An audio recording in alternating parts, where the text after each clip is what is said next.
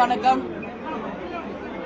இன்றைக்கு தேசிய முற்போக்கு திராவிட கழகத்தின் நிறுவன தலைவர், எங்கள் அன்பு கணவர், தலைவர் புரட்சி கலைஞர் கேப்டன் அவர்களுக்கு மிக உயரிய விருதான பத்மபூஷன் விருது இன்னைக்கு பெற்று தலைமை கழகத்தில் எங்களுடைய மாவட்ட கழக செயலாளர்கள், நிர்வாகிகள், தொண்டர்கள் மத்தியில் அதை கேப்டன் பாதத்தில் இன்னைக்கு சமர்ப்பிச்சு எல்லா புகழும் கேப்டனுக்கு, எல்லா புகழும் கேப்டனுக்கு, எல்லா புகழும் கேப்டனுக்கு என்று சொல்லி அவர் இந்த 45 ஆண்டு காலம் திரையுலகிலும் சரி, அரசியலிலும் சரி, பொது வாழ்க்கையில் அவர் செய்த சேவைகளுக்காக மத்திய அரசு கேப்டனை பாராட்டி சீராட்டி இன்னைக்கு மிகப்பெரிய உயரிய விருதான பாரத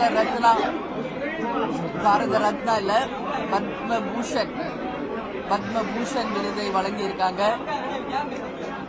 இங்க எல்லாருக்குமே இன்றைக்கு தேமுதிக மாவட்ட செயலாளர்கள், நிர்வாகிகள், தொண்டர்கள் கேப்டன் மீது அன்பு வைத்த அனைத்து நல்ல உள்ளங்களுக்கும், அன்பு உள்ளங்களுக்கும், தமிழக மக்களுக்கும், உலகத்தில் வாழும் அனைத்து தமிழர்களுக்கும் கேப்டனின் விருதை நான் சமர்ப்பிக்கிறேன். கேப்டனின் விருதை நான் சமர்ப்பிக்கிறேன். கேப்டனின் விருதை நான் சமர்ப்பிக்கிறேன். ஏன்னா கேப்டன் யாருடைய தலைவர்? மக்கள் தலைவர், மக்களுக்காகவே வாழ்ந்தவர். அதனால அவருக்கு கிடைச்ச அந்த உயரிய விருதை தமிழக மக்களுக்கும், உலக தமிழர்களுக்கும், எங்கள் கழகத்தில் இருக்கின்ற அனைத்து மாவட்ட செயலர், நிர்வாகிகள், தொண்டர்களுக்கு, எங்கள் குடும்ப உறுப்பினருக்கு அதை நான் சமர்ப்பிக்கிறேன். ஏன்னா இந்த விருதை கேப்டனுக்கு வழங்கிய மத்திய அரசுக்கு தேசிய முற்போக்கு திராவிட கழகத்தின் சார்பாக என்னுடைய பணிவான நன்றிகளை, வணக்கங்களை இந்த நேரத்தில் நான் தெரிவித்துக் கொள்கிறேன். எனவே இந்த உயரிய விருதை கேப்டனுக்கு கிடைச்சிருக்கு. நீங்க எல்லாரும் நேற்று லைவ் டெலிகாஸ்ட்ல பார்த்திருக்கலாம்.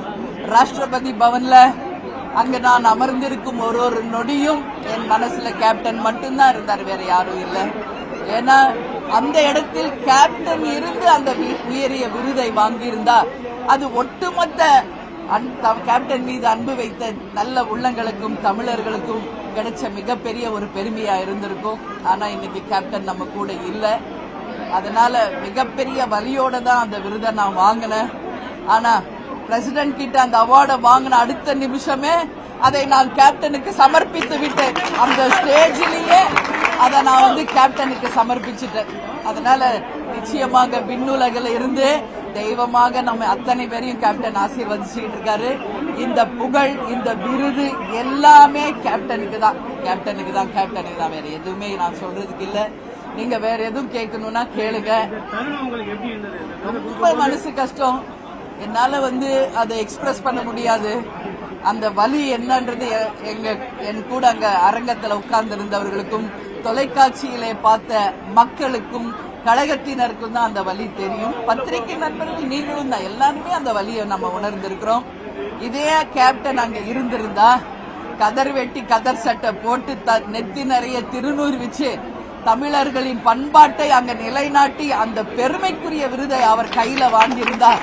அது ஒரு மிகப்பெரிய ஒரு வரமா இருந்திருக்கும். ஆனால் காலம் தாழ்ந்து கிடைத்தாலும் அந்த விருதை நாங்கள் தலைவணங்கி ஏற்றுக்கொள்கிறோம். அந்த விருதை வழங்கிய மத்திய அரசுக்கு மீண்டும் நன்றிகளை சொல்றேன்.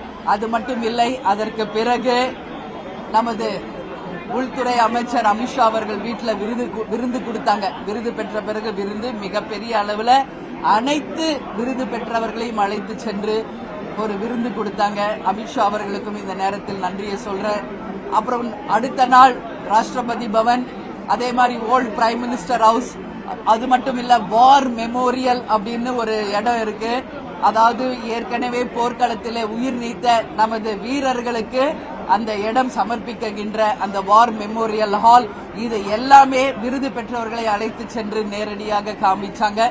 அதுல நாங்களும் கலந்து கொண்டோம். அந்த பெருமை மிக்க அந்த தருணத்தை நான் கேப்டனை தான் அந்த நிமிஷத்துல நான் நினைச்சுக்கிட்டேன். அதனால இன்னைக்கு அது முடித்து நேற்று மாலை டெல்லி தமிழ் சங்கம் மூலமாக கேப்டனுக்கு மிகப்பெரிய ஒரு பாராட்டு விழாவை செய்தார்கள். அதற்கு உறுதியாக தேமுதிக சார்பாக டெல்லி தமிழ் சங்கத்திற்கு எங்களுடைய நன்றிகளை நாங்கள் தெரிவித்துக் கொள்கிறோம்.